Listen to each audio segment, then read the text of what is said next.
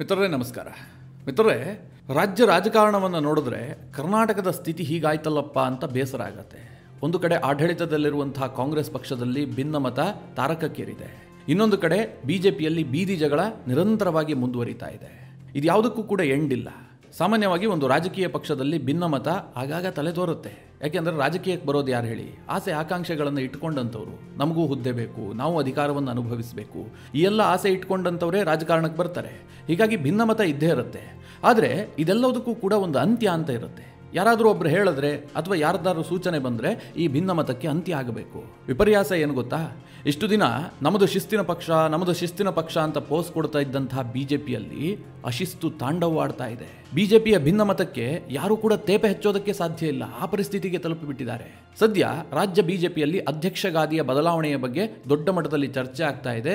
ಶಿವರಾಜ್ ಸಿಂಗ್ ಚೌಹಾಣ್ ಬಂದಂಥವರು ಅಧ್ಯಕ್ಷ ಗಾದಿಗೆ ಚುನಾವಣೆ ನಡೆಯುತ್ತೆ, ಚುನಾವಣೆ ಮೂಲಕ ನಾವು ಆಯ್ಕೆ ಮಾಡ್ತೀವಿ ಅಂತ ಒಂದು ಸ್ಟೇಟ್ಮೆಂಟ್ ಕೊಟ್ಟರು. ಅದಾಗ್ತಿದ್ದ ಹಾಗೆ ವಿಜೇಂದ್ರ ಕೂಡ ಹೇಳ್ತಾರೆ, ಆಗೋದಾದ್ರೆ ಆಗಲಿ ಚುನಾವಣೆ ಹೀಗಂತ ವಿಜೇಂದ್ರ ಹೇಳ್ತಾ ಇದ್ದಾರೆ. ಯತ್ನಾಳ್ ಕೂಡ ಅದಕ್ಕೆ ಧ್ವನಿಗೂಡಿಸಿ ನಮ್ಮ ಬಣದಿಂದ ನಾವು ಒಬ್ಬ ಅಭ್ಯರ್ಥಿಯನ್ನು ನಿಲ್ಲಿಸ್ತೀವಿ, ಅದು ನಾನು ಬೇಕಾದ್ರೂ ಆಗಿರಬಹುದು ಅಥವಾ ಬೇರೆ ಅಭ್ಯರ್ಥಿ ಬೇಕಾದ್ರೂ ಆಗಿರಬಹುದು, ಹೀಗಂತ ಯತ್ನಾಳ್ ಹೇಳ್ತಾ ಇದ್ದಾರೆ. ಹಾಗಾದ್ರೆ ಮಿತ್ರರೇ, ನಿಜವಾಗ್ಲೂ ಬಿಜೆಪಿಯಲ್ಲಿ ಅಧ್ಯಕ್ಷ ಗಾದಿಗಾಗಿ ಚುನಾವಣೆ ನಡೆಯುತ್ತಾ? ಬಿಜೆಪಿಯ ಸಂವಿಧಾನ ಏನು ಹೇಳುತ್ತೆ?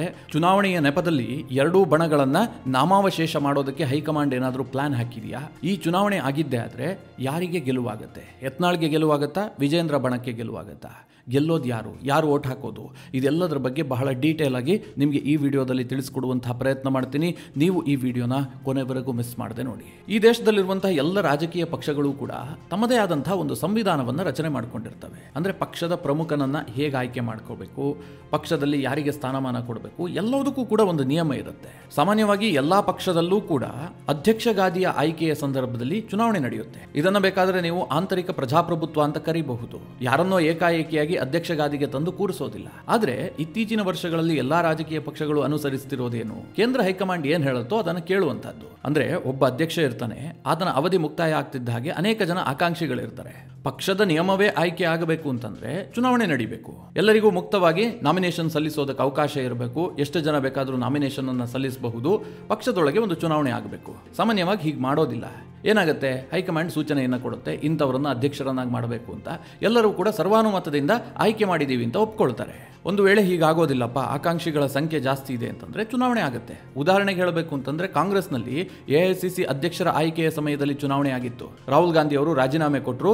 ಮುಂದಿನ ಅಧ್ಯಕ್ಷರು ಯಾರು ಅಂತ ಗೊತ್ತಿರಲಿಲ್ಲ. ಸೋನಿಯಾ ಗಾಂಧಿ ಕೇರ್ ಟೇಕರ್ ಅಧ್ಯಕ್ಷರಾಗಿ ಕೆಲ ಕಾಲ ಮುಂದುವರೆದರು. ಅನಂತರ ಪೂರ್ಣ ಪ್ರಮಾಣದ ಅಧ್ಯಕ್ಷರನ್ನ ನೇಮಕ ಮಾಡುವಂತಹ ಸಂದರ್ಭದಲ್ಲಿ ಸೋನಿಯಾ ಗಾಂಧಿ ಅವರು ಯಾರೋ ಒಬ್ಬರ ಹೆಸರು ಹೇಳಿ ಅವರನ್ನ ನೇಮಕ ಮಾಡಿಲ್ಲ. ಬದಲಾಗಿ ಪಕ್ಷದ ಒಳಗೆ ಒಂದು ಚುನಾವಣೆ ನಡೀತು. ಒಂದು ಕಡೆ ಶಶಿ ತರೂರ್ ಚುನಾವಣೆಗೆ ನಿಂತ್ಕೊಂಡ್ರೆ, ಇನ್ನೊಂದು ಕಡೆ ಮಲ್ಲಿಕಾರ್ಜುನ ಖರ್ಗೆ ಅವರು ಚುನಾವಣೆಗೆ ನಿಂತ್ಕೊಳ್ತಾರೆ.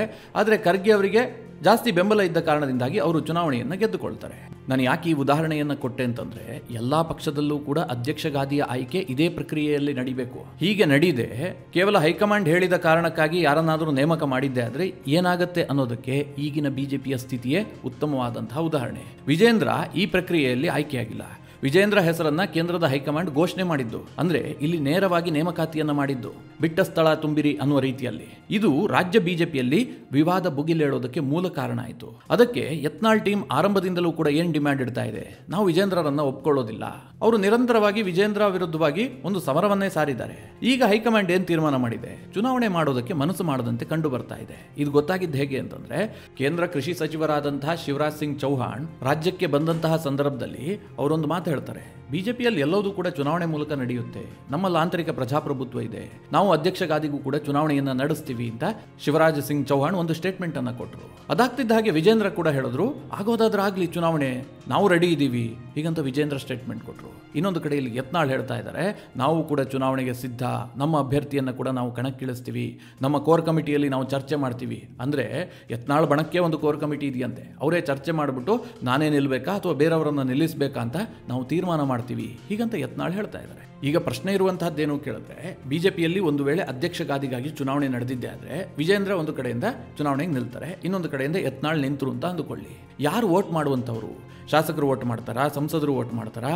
ಅಥವಾ ಪಕ್ಷದ ಎಲ್ಲ ಮುಖಂಡರುಗಳಿಗೆ ವೋಟಿಂಗ್ ಪವರ್ ಇದೆಯಾ? ಪಕ್ಷದ ಪದಾಧಿಕಾರಿಗಳಿಗೆ ಈ ಅವಕಾಶ ಇದೆಯಾ? ಯಾರು ವೋಟ್ ಮಾಡುವಂಥವ್ರು? ಹೀಗೊಂದು ಪ್ರಶ್ನೆ ಇದೆಯಲ್ವಾ. ಇಲ್ಲಿ ಇವರು ಯಾರು ವೋಟ್ ಮಾಡುವಂಥದ್ದಲ್ಲ, ಬದಲಾಗಿ ಬಿಜೆಪಿಯಲ್ಲಿ ರಾಜ್ಯ ಪರಿಷತ್ ಸದಸ್ಯರು ಅಂತ ನೇಮಕ ಮಾಡಲಾಗಿರುತ್ತೆ. ಅಂದ್ರೆ ಪ್ರತಿ MLA ಕ್ಷೇತ್ರಕ್ಕೆ ಒಬ್ಬ ರಾಜ್ಯ ಪರಿಷತ್ ಸದಸ್ಯನನ್ನ ನೇಮಕ ಮಾಡಲಾಗಿರುತ್ತೆ. ಹಾಗೆ ಬಿಜೆಪಿಯ ಜಿಲ್ಲಾ ಘಟಕದ ಅಧ್ಯಕ್ಷರು ಇರ್ತಾರಲ್ಲ, ಅವರಿಗೂ ಕೂಡ ವೋಟಿಂಗ್ ಪವರ್ ಇರುತ್ತೆ. ಇವರು ಮತದಾನ ಮಾಡಿ ನೂತನ ರಾಜ್ಯಾಧ್ಯಕ್ಷರನ್ನ ಆಯ್ಕೆ ಮಾಡ್ತಾರೆ. ಈಗ ನಿಮಗೊಂದು ಪ್ರಶ್ನೆ ಬರ್ತಾ ಇರಬಹುದು, ಯತ್ನಾಳ್ ವರ್ಸಸ್ ವಿಜೇಂದ್ರ ಅಂತಂದ್ರೆ ವಿಜೇಂದ್ರ ಬಣಕ್ಕೆ ಜಯ ಸಿಗುತ್ತೆ. ಯಾಕೆಂದ್ರೆ ವಿಜೇಂದ್ರ ರಾಜ್ಯಾಧ್ಯಕ್ಷರಾಗಿದ್ದಾರೆ, ಇವರು ಅನೇಕ ಜಿಲ್ಲಾಧ್ಯಕ್ಷರನ್ನ ನೇಮಕ ಮಾಡಿರ್ತಾರೆ. ಹೀಗಾಗಿ ವಿಜೇಂದ್ರ ಪರವಾಗಿ ಅವರು ವೋಟ್ ಹಾಕ್ತಾರೆ.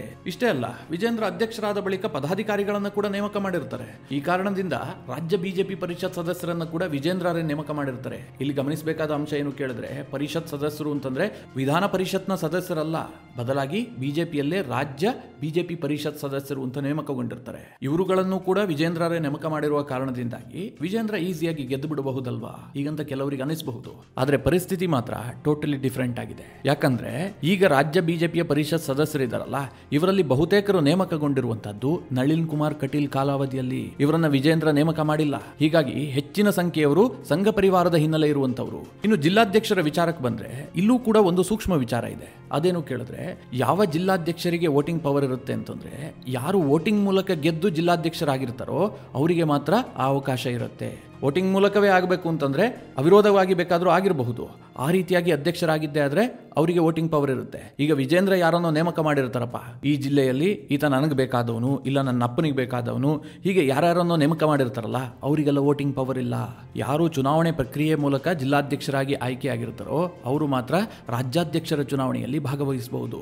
ಓವರ್ ಆಲ್ ಈ ಚುನಾವಣೆ ಪ್ರಕ್ರಿಯೆಯನ್ನು ಗಮನಿಸಿದ್ರೆ ಸರಿಸುಮಾರು ಒಂದು 250ರಿಂದ 260 ಮಂದಿಗೆ ರಾಜ್ಯಾಧ್ಯಕ್ಷರ ಚುನಾವಣೆಯಲ್ಲಿ ವೋಟ್ ಮಾಡುವಂತಹ ಅಧಿಕಾರ ಇದೆ. ಈ ಪೈಕಿ ವಿಜೇಂದ್ರ ಪರವಾಗಿ ವೋಟ್ ಹಾಕುವಂತವರ ಸಂಖ್ಯೆ ಬಹಳ ಕಡಿಮೆ ಇದೆ. ಯಾಕೆಂದ್ರೆ ಬಹುತೇಕರು ಸಂಘ ಪರಿವಾರದ ಹಿನ್ನೆಲೆ ಉಳ್ಳಂತವರು. ಇಲ್ಲೂ ಕೂಡ ಒಂದು ಟ್ವಿಸ್ಟ್ ಇದೆ. ಇವರೆಲ್ಲರೂ ಸಂಘ ಪರಿವಾರದ ಹಿನ್ನೆಲೆ ಇರುವಂತವರು. ಹೀಗಾಗಿ ವಿಜೇಂದ್ರಗೆ ವೋಟ್ ಹಾಕೋದಿಲ್ಲ. ಯತ್ನಾಳ್ಗೆ ವೋಟ್ ಹಾಕ್ತಾರ ಕೇಳಿದ್ರೆ ಅದು ಕೂಡ ಇಲ್ಲ. ಹೈಕಮಾಂಡ್ ಯಾರಿಗೆ ಸೂಚನೆಯನ್ನ ಕೊಡುತ್ತೋ ಅವರಿಗೆ ಮಾತ್ರ ಇವರು ವೋಟ್ ಹಾಕ್ತಾರೆ. ಅಷ್ಟರ ಮಟ್ಟಿಗೆ ಚುನಾವಣೆ ಪ್ರಕ್ರಿಯೆ ಮೇಲೆ ಹೈಕಮಾಂಡ್ ಹಿಡಿತಾ ಇದೆ. ಇದೇ ಕಾರಣದಿಂದ ವಿಜೇಂದ್ರ ಅವರಿಗೂ ಕೂಡ ಒಂದು ಆತಂಕ ವ್ಯಕ್ತವಾಗ್ತಾ ಇದೆ. ಒಂದು ವೇಳೆ ಚುನಾವಣೆ ನಡೆದಿದ್ದೆ ಆದ್ರೆ ನಾನು ನಿಂತ್ಕೊಳ್ಬೇಕಾ ಬೇಡವಾ? ನಿಂತು ಸೋತಿದ್ರೆ ಆದ್ರೆ ನನ್ನ ಇಮೇಜ್ಗೆ ಡ್ಯಾಮೇಜ್ ಆಗುತ್ತೆ. ಅದಕ್ಕಿಂತಲೂ ಕೂಡ ನನ್ನನ್ನು ಇಳಿಸ್ಬಿಟ್ರು, ನನಗೆ ಅನ್ಯಾಯ ಮಾಡಿಬಿಟ್ರು, ಹೀಗಂತ ಒಂದು ಬಿಂಬಿಸೋದಕ್ಕೋಸ್ಕರವಾಗಿ ಚುನಾವಣೆಯಿಂದ ಹೊರ ನಡೆದ್ರೆ ಹೇಗೆ? ಈ ಎಲ್ಲ ಯೋಚನೆಯಲ್ಲೂ ಕೂಡ ವಿಜೇಂದ್ರ ಪಾಳೆಯ ಇದೆ. ಕೆಲವರು ಏನ್ ಬಿಂಬಿಸ್ತಾ ಇದ್ದಾರೆ, ವಿಜೇಂದ್ರ ನಿಂತ್ಕೊಳ್ತಾರೆ, ಇನ್ನೊಂದ್ ಕಡೆ ಯತ್ನಾಳ್ ನಿಂತ್ಕೊಳ್ತಾರೆ, ಚುನಾವಣೆ ಆಗೋಗ್ಬಿಡುತ್ತೆ ಅಂತ. ಹಾಗಿಲ್ಲ ಮಿತ್ರರೇ, ಯಡಿಯೂರಪ್ಪನವರು ಈಗ ಲೆಕ್ಕಾಚಾರ ಹಾಕೋದಕ್ಕೆ ಶುರು ಮಾಡಿದ್ದಾರೆ. ಯಾಕಂದ್ರೆ ಪರಿಸ್ಥಿತಿ ಕೈ ಮೀರಿದೆ ಅಂತ ಅವ್ರಿಗೆ ಗೊತ್ತಾಗೋಗಿದೆ. ಚುನಾವಣೆ ನಡೆಯದೆ ಇದಕ್ಕೆ ಮದ್ದೇ ಇಲ್ಲ. ಈ ಭಿನ್ನಮತವನ್ನ ಶಮನ ಮಾಡೋದಕ್ಕೆ ಸಾಧ್ಯ ಇಲ್ಲ. ಒಂದು ಕಡೆ ಹೈಕಮಾಂಡ್ ಯತ್ನಾಳ್ ಬಣದಿಂದ ಯಾರನ್ನು ಉಚ್ಚಾಟನೆ ಮಾಡೋದಕ್ಕೆ ಮುಂದಾಗ್ತಾ ಇಲ್ಲ.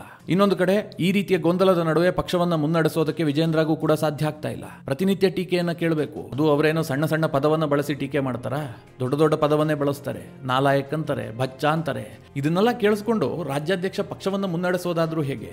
ಹೀಗಾಗಿ ಚುನಾವಣೆ ಆಗೋದು ಅನಿವಾರ್ಯ ಅಂತ ಯಡಿಯೂರಪ್ಪನವರ ಬಣಕ್ಕೂ ಕೂಡ ಅನಿಸ್ತಾ ಇದೆ. ಒಂದು ವೇಳೆ ಚುನಾವಣೆ ನಡೆದಿದ್ದೆ ಆದ್ರೆ ತಮ್ಮ ಬಣದಿಂದ ಬೇರೆ ಯಾರನ್ನಾದ್ರೂ ನಿಲ್ಲಿಸಬೇಕಾ, ಅಥವಾ ಸುಮ್ಮನೆ ಸೈಲೆಂಟ್ ಆಗಿಬಿಟ್ಟು ವಿಜೇಂದ್ರಗೆ ಅನ್ಯಾಯ ಮಾಡಿಬಿಟ್ರು? ಈ ಹಿಂದೆ ಯಡಿಯೂರಪ್ಪನವರನ್ನ ಇಳಿಸಿದಂತಹ ಸಂದರ್ಭದಲ್ಲಿ ಲಿಂಗಾಯತ ಸಮುದಾಯದ ಪ್ರಶ್ನಾತೀತ ನಾಯಕನಾದಂತಹ ಯಡಿಯೂರಪ್ಪನವರಿಗೆ ಅನ್ಯಾಯ ಆಗ್ಬಿಡ್ತು, ಪಕ್ಷ ಕೆಟ್ಟದಾಗಿ ನಡೆಸ್ಕೊಳ್ತು, ಈ ರೀತಿಯ ಒಂದು ಸಂದೇಶವನ್ನ ಪಾಸ್ ಮಾಡುವಂತಹ ಕೆಲಸವನ್ನ ಯಡಿಯೂರಪ್ಪನವರು ಮಾಡಿದ್ರು. ಈಗಲೂ ಕೂಡ ಹಿಂದೆ ಸರಿದು ಅಂತಹದೇ ಸಂದೇಶವನ್ನ ಕೊಟ್ಟಿದ್ದೆ ಆದ್ರೆ ಮುಂದೆ ರಾಜಕೀಯ ಲಾಭ ಆಗಬಹುದಾ? ಈ ಎಲ್ಲಾ ಲೆಕ್ಕಾಚಾರದಲ್ಲಿ ಯಡಿಯೂರಪ್ಪನವರ ಬಣ ಇದೆ. ಇನ್ನೊಂದು ಕಡೆ ಯತ್ನಾಳ್ ಬಣ ಕೂಡ ನೇರವಾಗಿ ಚುನಾವಣೆಗೆ ನಿಲ್ಲೋದಕ್ಕೆ ಅಷ್ಟಾಗಿ ಆಸಕ್ತಿಯನ್ನು ತೋರಿಸ್ತಾ ಇಲ್ಲ. ಯಾಕಂದ್ರೆ ಹೈಕಮಾಂಡ್ ಇಚ್ಛೆ ಏನಿದೆ ಅಂತ ಯತ್ನಾಳ್ಗೂ ಕೂಡ ಗೊತ್ತಿಲ್ಲ. ಒಂದು ವೇಳೆ ಚುನಾವಣೆಗೆ ನಿಂತು ಸೋತಿದ್ದೆ ಆದ್ರೆ ಇಷ್ಟು ದಿನ ಹೋರಾಟ ಮಾಡಿ ಬಂಡಾಯ ಎದ್ದು ಏನು ಅವರಿಗೊಂದು ನೇಮ್ ಫೇಮ್ ಕ್ರಿಯೇಟ್ ಆಗಿದೆಯಲ್ಲ, ದೊಡ್ಡ ಡ್ಯಾಮೇಜ್ ಆಗ್ಬಿಡುತ್ತೆ. ಸೋತ್ ಹೋದ್ರಿ ಅವ್ರಿಗೆ ಪಕ್ಷದಲ್ಲಿ ಏನು ಓಟ್ ಹಾಕೋರಿದ್ದಾರ, ಹೀಗೆ ಮಾತನಾಡ್ಕೊಳ್ಳೋದಕ್ಕೆ ಶುರು ಆಗ್ತಾರೆ. ಹೀಗಾಗಿ ಯತ್ನಾಳ್ ಬಣವೂ ಕೂಡ ಸ್ವಲ್ಪ ಸೈಲೆಂಟ್ ಆಗುತ್ತೆ. ಬಿಜೆಪಿ ಹೈಕಮಾಂಡ್ಗೂ ಕೂಡ ಬೇಕಾಗಿರೋದಿದೆ. ವಿಜೇಂದ್ರ ಸ್ವಲ್ಪ ಸೈಲೆಂಟ್ ಆಗಿ, ಯತ್ನಾಳ್ ಕೂಡ ಸುಮ್ಮನಾಗಿದ್ದೆ ಆದ್ರೆ ನ್ಯೂಟ್ರಲ್ ಆಗಿರುವಂತಹ ಒಬ್ಬ ವ್ಯಕ್ತಿಯನ್ನ ಅಧ್ಯಕ್ಷ ಗಾದಿಗೆ ತಂದು ಕೂರಿಸಬೇಕು. ಇದು ಕೂಡ ಹೈಕಮಾಂಡ್ ಇಚ್ಛೆ ಆಗಿದೆ. ಅಂತಹ ಸಂದರ್ಭ ಬಂದಿದ್ದೆ ಆದ್ರೆ ಯಾರು ಅಧ್ಯಕ್ಷರಾಗಬಹುದು ಅಂತ ಕೇಳಿದ್ರೆ ಮುಖ್ಯವಾಗಿ ಕೆಲವೊಂದಷ್ಟು ಹೆಸರುಗಳು ಚಾಲ್ತಿಯಲ್ಲಿದ್ದಾವೆ. ಅದರಲ್ಲಿ ನಂಬರ್ 1 ಶೋಭಾ ಕರಂದ್ಲಾಜೆ, ಎರಡನೇದಾಗಿ ಬಸವರಾಜ ಬೊಮ್ಮಾಯಿ, ಮೂರನೇದಾಗಿ ಸಿ.ಟಿ. ರವಿ, ಸುನಿಲ್ ಕುಮಾರ್, ವಿ ಸೋಮಣ್ಣ, ಇವರೆಲ್ಲರ ಹೆಸರು ಕೂಡ ಕೇಳಿಬರ್ತಾ ಇದೆ. ಯಾಕೆಂದ್ರೆ ಇವರೆಲ್ಲರೂ ನ್ಯೂಟ್ರಲ್ ಆಗಿದ್ದಾರೆ. ಅದರಲ್ಲಿ ಹೆಚ್ಚು ಪ್ರಸ್ತುತವಾಗಿರುವಂತಹ ಹೆಸರು ಅಂತಂದ್ರೆ ಬಸವರಾಜ ಬೊಮ್ಮಾಯಿ. ಅವರು ಈಗಾಗಲೇ ಯಡಿಯೂರಪ್ಪನವರನ್ನ ಕೂಡ ಭೇಟಿಯಾಗಿದ್ದಾರೆ. ಇನ್ನೊಂದು ಕಡೆ ಹೈಕಮಾಂಡ್ ನಾಯಕರನ್ನ ಕೂಡ ಭೇಟಿಯಾಗಿದ್ದಾರೆ. ಪಕ್ಷದಲ್ಲಿನ ಭಿನ್ನಮತವನ್ನ ಶಮನ ಮಾಡೋದಕ್ಕೆ ಬೊಮ್ಮಾಯಿ ಒಂದಷ್ಟು ಸರ್ಕಸ್ ಮಾಡ್ತಾ ಇದ್ದಾರೆ. ಯತ್ನಾಳ್ ಈ ಹಿಂದೆ ಬಂಡಾಯ ಎದ್ದಂತಹ ಸಂದರ್ಭದಲ್ಲಿ ಬೊಮ್ಮಾಯಿ ಸ್ವತಃ ಹೈಕಮಾಂಡ್ ನಾಯಕರ ನಾಯಕರನ್ನ ಭೇಟಿಯಾಗಿ ಒಂದಷ್ಟು ಮಾಹಿತಿಯನ್ನು ನೀಡಿದ್ರು. ಯಾವ ಕಾರಣಕ್ಕೂ ಕೂಡ ಯತ್ನಾಳ್ ಅವರನ್ನ ಉಚ್ಚಾಟನೆ ಮಾಡೋದು ಬೇಡ, ಅವರಿಗೆ ತುಂಬಾ ನೇಮ್ ಫೇಮ್ ಇದೆ, ಅವರನ್ನ ಉಚ್ಚಾಟನೆ ಮಾಡಿದ್ದೆ ಆದ್ರೆ ಪಕ್ಷಕ್ಕೆ ದೊಡ್ಡ ಡ್ಯಾಮೇಜ್ ಆಗುತ್ತೆ. ಎರಡೂ ಬಣಗಳನ್ನ ಬ್ಯಾಲೆನ್ಸ್ ಮಾಡಿಕೊಂಡು ಹೋಗುವಂತಹ ಅನಿವಾರ್ಯತೆ ಎಷ್ಟಿದೆ ಅನ್ನೋದನ್ನ ಹೈಕಮಾಂಡ್ ನಾಯಕರ ಗಮನಕ್ಕೆ ತಂದಿದ್ರು.